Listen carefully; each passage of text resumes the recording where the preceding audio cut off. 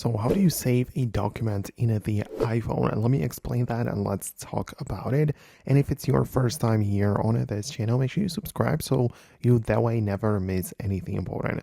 Of course, it depends on where the document currently is, because if you want to save it, you might have partial access to it, but you want to save it into your local storage. So the most likely or common scenario is that you have it attached to an email which you received, right?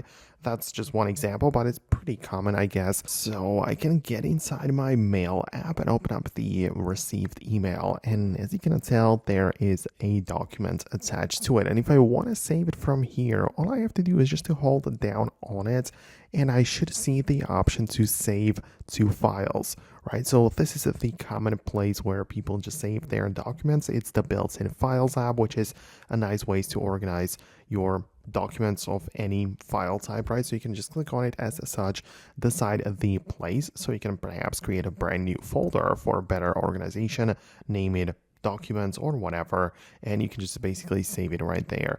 One more distinction though is that there is the local storage as well as the iCloud storage. So these are likely also present on your phone in this similar way. And of course, iCloud is on the cloud by default, or for free. We have 5 gigabytes of storage available, but the local storage is usually much more accessible because you can use all of the free storage of your device. But the point is that wherever you find your document, you can always just hold down on it and save it to the Files app, perhaps click on a share and then find the file or the save to files option. But usually the blueprint is going to be the same. So I really hope that I can help you out with it and guide you through it.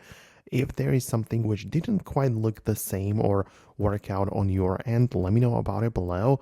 It's possible I'll make an updated video about it later, but for now, that's it. Thanks a lot, and I'll talk to you then.